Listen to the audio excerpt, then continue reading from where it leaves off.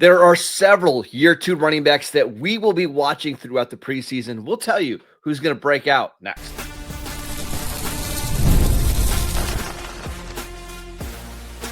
You are Locked On Dynasty Football, part of the Locked On Podcast Network.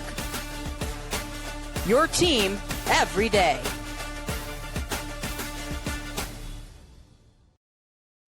Welcome back to the Locked On Dynasty Football Podcast, part of the Locked On Podcast Network, your team every day. We'd like to thank you for making us your first listen of the day. I am your host, Marcus Mosher. You can follow me on Twitter at Marcus_Mosher. You can also check me out over on the Locked On Cowboys podcast. And joining me today, as always, is Michael Fabiano. You can follow him on Twitter at Michael_Fabiano. You can also check out all of his great work over on SI. And on today's show, we're taking a look at 3 year two running backs that we think are going to break out in 2025 and some guys that we're watching in the preseason. And let's start with Trey Benson, who James Conner said that Benson and him are going to be the dual RB1s this year. They're both going to get a lot of touches. First of all, are you buying that? And are you buying Trey Benson? Yeah, I am. And if you remember, when we went through the divisional podcasts, I talked about Trey Benson being a guy that you should buy into. And James Conner has had a very good career. And last year he was solid. I mean, over 1,500 total yards. He scored over 250 fantasy points.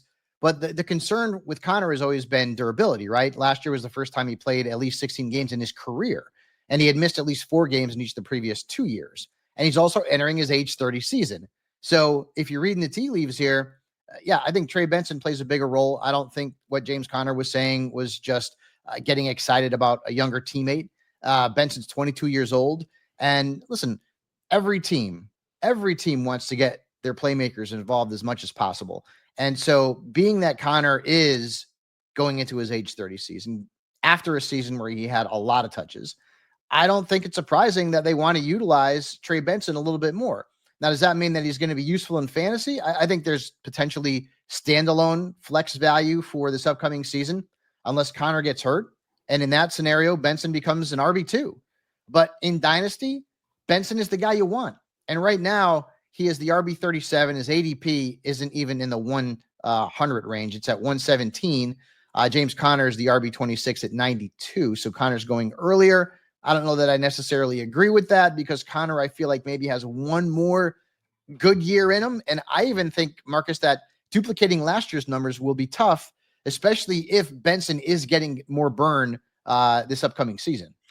I think the thing we need to remember with Benson is he was a really good prospect coming out of Florida State. This is not just some run-of-the-mill guy. You look at some of his advanced numbers, courtesy of Pro Football Focus, 96th percentile rushing grade, 100th percentile missed tackles forced per attempt. The only other 2 players that had a similar in a similar range were Bijan Robinson and Ashton Genty. Not bad.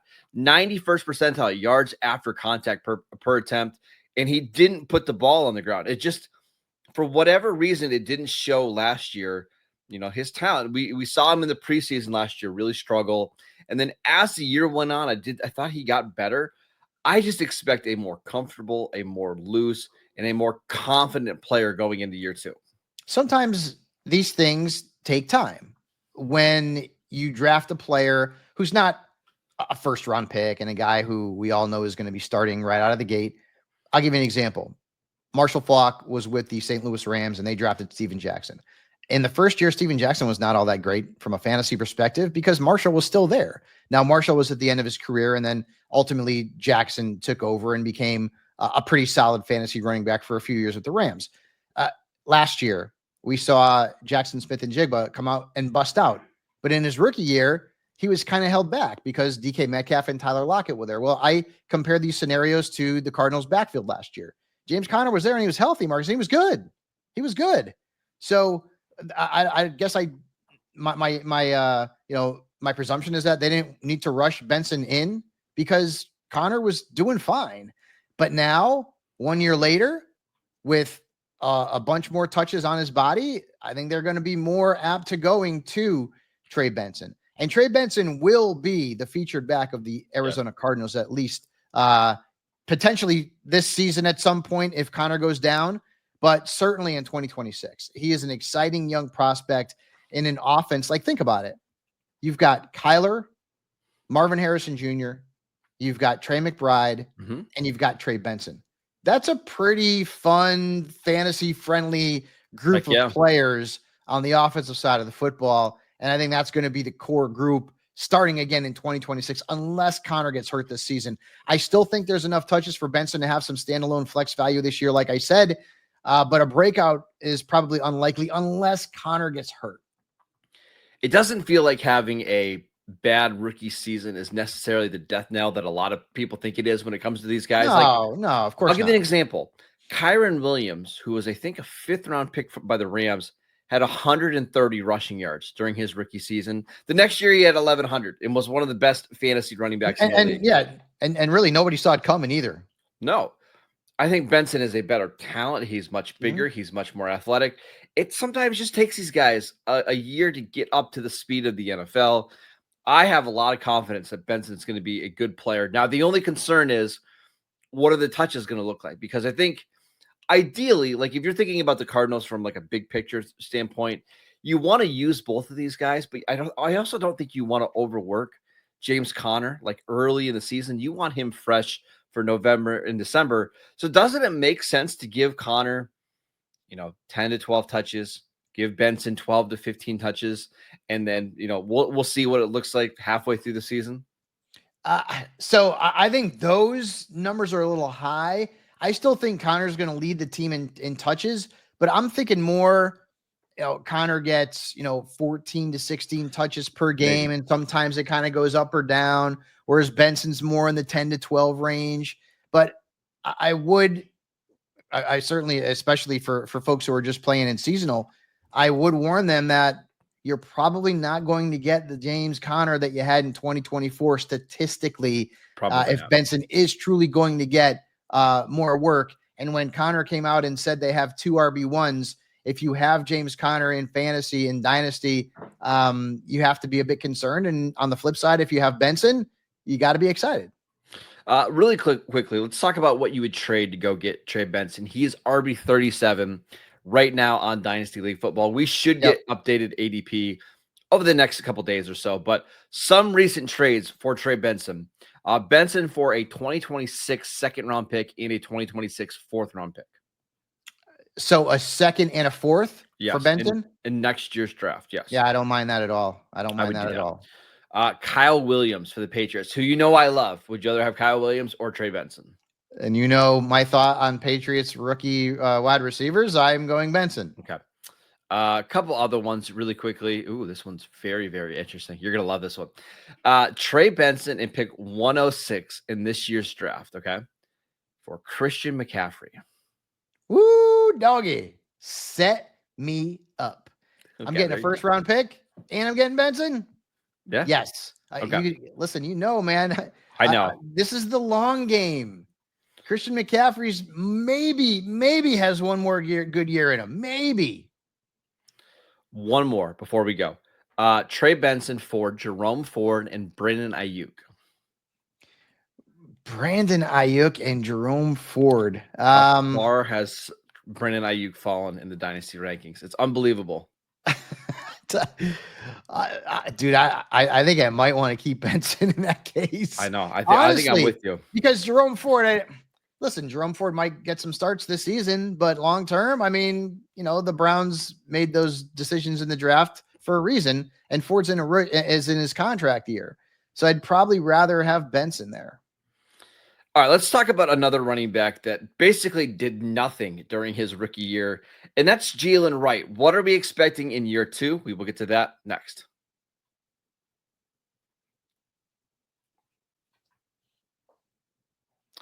This episode is brought to you by Yahoo Fantasy.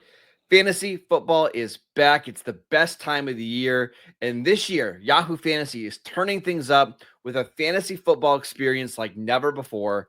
This year, Fabs and I are playing on Yahoo Fantasy, and you should too, whether you're a first-timer or a veteran making your millionth league.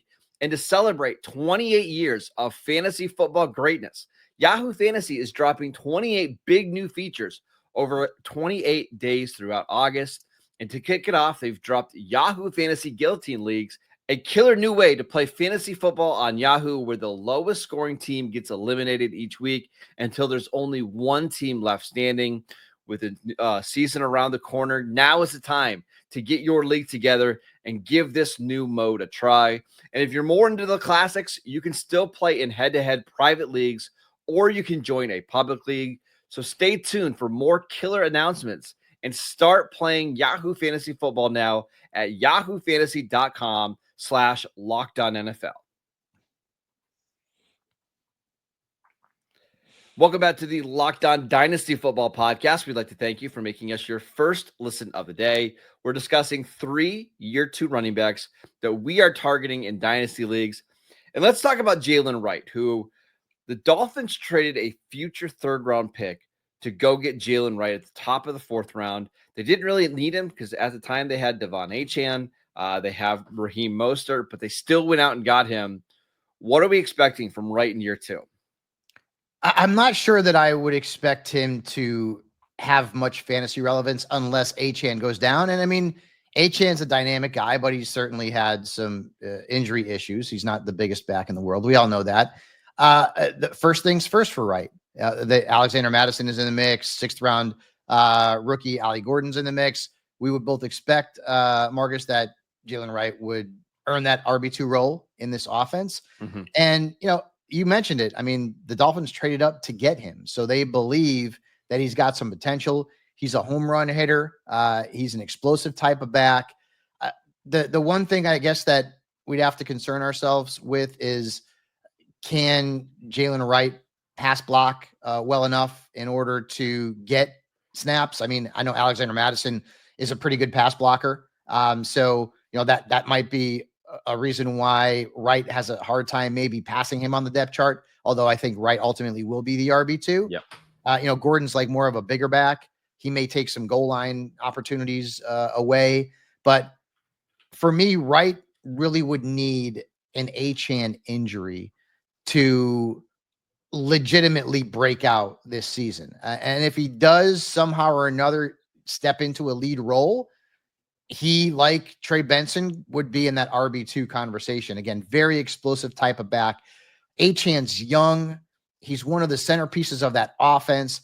He's really been phenomenal ever since his rookie year. I mean, even though, which is the craziest 21 touchdown season in the history of the National Football League, even though Raheem Mostert had 21 touchdowns that season, Achane still really showed some flashes. And then last year, obviously, he broke out and was one of the best running backs in fantasy football. So I don't know that there's a world where all of a sudden this is a committee. I just don't see that. But Wright is a guy who, if the scenario happens where all of a sudden Achane's going to miss a game or two, then he could step into the spotlight and be an RB2 for fantasy. The thing long-term too with Wright, Marcus, is that Achane is young. And so unless there's a scenario where the Dolphins let him walk, once his rookie deal is up, I don't know where Wright would have the opportunity to truly be a fantasy asset unless Achane is gone or Wright's on another team. Well, we did see in, I believe it was 2023, where Mostert and Devon Achane were both startable running backs every single week. Remember? I mean, remember that stretch where those guys, was that the game against the Broncos? They each scored 3 touchdowns. Now, I don't know if it's ever going to be that, but to me, Wright is the kind of guy that I want to stash at the bottom of my roster because you're talking about somebody who I think is a really good prospect, right? 89th percentile rushing grade over his course of his career at Tennessee, 87th percentile missed tackles forced per attempt, 91st percentile yards after contact per attempt. But you see the reason why he fell in the draft a little bit. 17th percentile receiving grade, 17th percentile yards per route run, 9th percentile fumble rate. He's just not really somebody that you want to use in the passing game. But I do think it's interesting that Devon Achane last year really became one of Tua's favorite receivers in the passing game. And you already have Tyreek Hill coming out and saying, hey, let's use Jaylen Wright more as a runner between the tackles. That's why we have him. I think he was more saying that to try to save Achane so he's not completely worn down by the end of the season. I think this is going to be a really good offense. I think they're going to have to be a good offense, Fabs, because I think that defense It's going to be bad. Yes, I was going to use stronger language, but yes, it's going to be very, very bad. So I think they're going to have to find ways to get these guys the ball. And I just wouldn't be surprised if the Dolphins try to get Wright 8 to 10 touches just to be a little bit more explosive on offense. Yeah, I mean, in certain weeks, that's definitely a possibility. But he also needs to prove that he's going to be able to do what he needs to do in terms of his pass protection. As you mentioned, the receiving chops just really aren't there. But he needs to prove that he can be. One thing the Dolphins have to do is protect Tua. Yes. Like maybe more than any other quarterback in the league because of Tua's concussion history. You got to protect him. Because if he goes down, you're looking at Zach Wilson and you're looking at what happened maybe last season. And the Dolphins don't want that because I would argue Mike McDaniel's on the hot seat. Because if the Dolphins don't make it to the playoffs this season, they don't show something, I think he might be out. So that they've got to protect. Terrible. He's got a winning record in his 3 years as a head coach. And he's taken him to the playoffs twice. It's not. I don't know. I think that would be. Listen. I understand that, but what do they say about the NFL? What have you done for me lately? Not for long. That's what the NFL stands for. And if the Dolphins come out and have another losing season, the fan base is not going to be real happy, and I'm sure the Dolphins front office are not going to be real happy. So there's a lot on the line for Miami, both in terms of their players and in terms of the coaches. I hate talking about injuries when it comes to players, but we should mention with Devon Achane, like there's a pretty significant injury history all the way going back to his days at Texas A&M. He had a pretty gnarly foot injury in 2022. He had a shoulder injury in 2023. He had an MCL sprain in 2023. He had a high ankle sprain in 2024 and then a concussion in 2024. So he's a very small running back, and he is, I think, more injury prone than others. I like Jaylen Wright as somebody that I just want on the bottom of my roster because I agree. If and when he gets an opportunity, he's somebody that you're going to want to start every single week. Let's talk about what you would trade to go out and get him. He's RB 52 right now on Dynasty League Football, 155 overall. Would you trade like a future third-round pick for Jaylen Wright? I'd rather trade more of a fourth because, I'm just worried about his path to being a fantasy star or an asset. And even if Achane gets hurt, it would have to be a long-term type of injury for Jaylen Wright to come in and make a significant impact. And then even then, Achane's still in his rookie deal. So I'd probably rather try and flip him for a fourth. But I mean, listen, by the way, that happened yesterday. There was a trade that was, on the third. Pick 404 in this year's rookie draft for Jaylen Wright. I would just rather have Jaylen Wright. Yeah, that's right. I don't know if I want to give up a third for Jaylen Wright. Okay. How about this one? Jaylen Wright in a 2026 second-round pick for Brian Robinson. I would prefer the right side in the second-round pick. Yes, agreed. Okay. Yep. Jaylen Wright for Demario Douglas and Rashid Shaheed. I mean, Demario Douglas and Rashid, although I liked him last year and he was balling before he got hurt, I don't know how much of that Saints offense I want to own. I know. I don't feel great about ever starting those guys. And if and when Wright gets the opportunity to play more, you are going to be starting him. I would take the upside there. All right, let's talk about one other running back that we think could be poised for a big breakout season, and that's Braelon Allen of the New York Jets. We will get to him next. This episode is brought to you by Monarch Money. Do you ever wish managing your money felt easier? With Monarch Money, it can. Whether you're growing your savings or you're planning a big purchase, Monarch puts you in the driver's seat. It's like having your own personal CFO, giving you full visibility and control over your finances. And Monarch Money is more than just a budgeting app. It's a complete financial command center. You can track all of your accounts, all of your investments, and your spending in one place. So in addition to managing your money, you're also building your wealth. We've been using Monarch Money for several months now. I love how it shows what we are spending our money on and where we could maybe cut back. And it's really helped us start to save a little bit more. So take control of your finances with Monarch Money. Use code LOCKEDONNFL at monarchmoney.com for 50% off your first year. That is monarchmoney.com, code LOCKEDONNFL for half off your first year. Welcome back to the Locked On Dynasty Football Podcast. We'd like to thank you for making us your first listen of the day. For your second listen, check out Locked On Bets. Betting experts Lee Sterling and Kevin Rogers have daily MLB locks and can't miss football futures. Find Locked On Bets on YouTube or wherever you listen to your podcasts. All right, Fabs, let's talk about Braelon Allen, who's been getting a lot of buzz coming out of Jets camp. What do we expect in year two? I'm kind of excited about him, especially because his ADP is in the 140s. He's almost at 150. He's the RB 49 right now. And Breece Hall obviously is going significantly higher. If you look at some of the beat reporters, I know Zach Rosenblatt, who works for The Athletic, said that Allen is actually outperforming Hall with the first team offense. And he even thinks there's a chance that Hall will start over, Allen will start over Hall this season. Now, I don't know about that. Okay. Like that would be bananas. But the fact that is even in the headlines makes me wonder, is Aaron Glenn going to try and employ a backfield situation like he had in Detroit when he was the defensive coordinator for the Lions, where they had David Montgomery and Jahmyr Gibbs? So, Hall would be the Gibbs and Allen would be the DM. And I could see that happening. I really could. And so I'm thinking that Braelon Allen, he's got a shot to be a bargain at RB 49. And I've talked about this before with Breece Hall. Really talented running back. Don't get me wrong. But last year, maybe that's what he is. Maybe he's an RB2. Maybe he's not an elite RB1.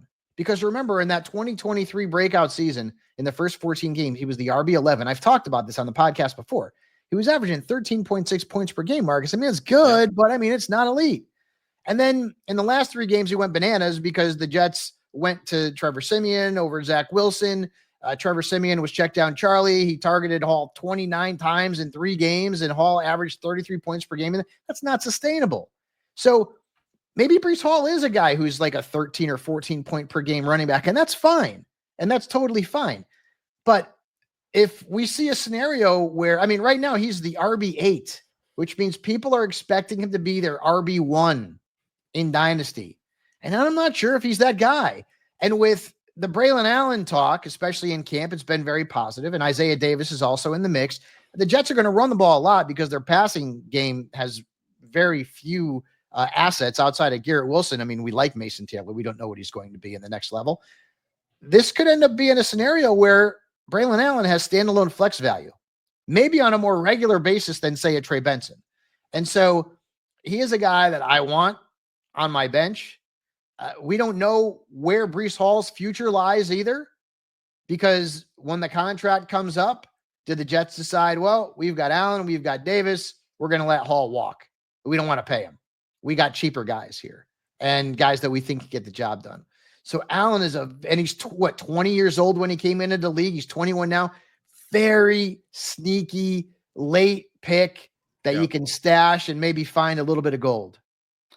So I don't want to overreact too much to training camp tweets and practice observations, right? Because you can get into a lot of trouble doing that. But I like this Jets offense on paper, I think, a lot more than what's playing out on the field. Like, as we're recording this, Rich Kamini from ESPN he's kind of breaking down the 11 by 11 or 11 on 11 offense. He said first team period offense had only 10 players on the field in the first snap. Second snap was false start. Third snap was a 1-yard run. Like, I think this is coming off a day where Justin Fields was 2 of 10, and I think he was 4 of 16 overall on the day. Like, we have to brace ourselves. Like, this offense could be really, really bad. Like, just really bad with a new offensive coordinator, new coach, a young offensive line.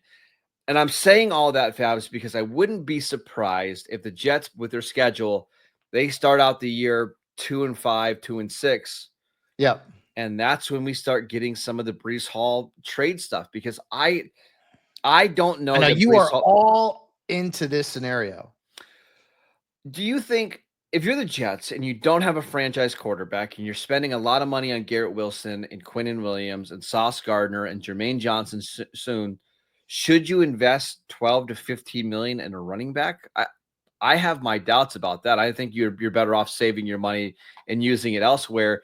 If a team is willing to offer you a 3rd round pick in next year's draft to rent Breece Hall for a half a year, I think I would do that without thinking twice. And I think the other part of that is we just really like Braelon Allen. Remember Braelon Allen coming out of Wisconsin. This is a huge running back, 6'1", 235 pounds. Didn't run the 40-yard dash, but a lot of people were expecting him to run in the low 4.5s. And then you look at some of the advanced numbers coming out of Wisconsin. They're all pretty good. 65th percentile rushing grade, 74th percentile yards after contact per attempt, 8th percentile receiving grade. That's where he needs to be better. He's not a refined receiver yet. We did see him get a little bit better last year, but this is somebody who I think fits well with the Jets' new style of offense, which is downhill, physical, let Justin Fields run. I wouldn't be surprised if they eventually trade away Breece Hall to open up more snaps for Braelon Allen.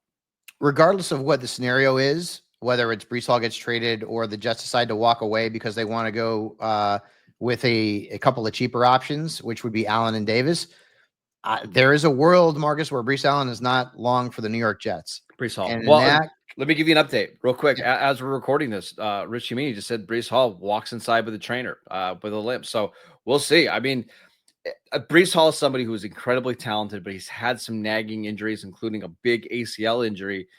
I think Allen is just somebody, again, we're hoping that it's not serious, but I think Allen's somebody that you need to have on your roster.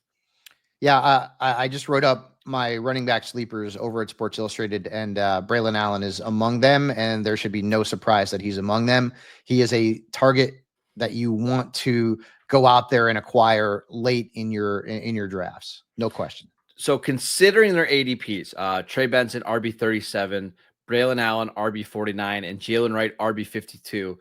Of those three running backs, which one do you want on your roster the most? I want Benson. Okay. I think I would take Braelon Allen, honestly. See, the reason I want Benson is because Connor's 30. And what happens if the Jets decide to keep Hall and you have a committee? True. Connor is not long for the starting job in Arizona because of his age. And Benson's going to get that job, I think, sooner rather than later, whereas Allen's got way more competition for touches in the scenario where the Jets, hold on to Hall. All right, that is it for today's show. We want to thank you for making Locked On Dynasty Football your first listen every single day. Make sure you check out the show on YouTube. Download the podcast wherever you get your podcasts. We are free and available on all platforms. On tomorrow's show, we're going to answer your mailbag questions with Matt Williamson. So make sure that you send them into us at Marcus_Mosher, at Michael_Fabiano, and we will see you right back here on Wednesday.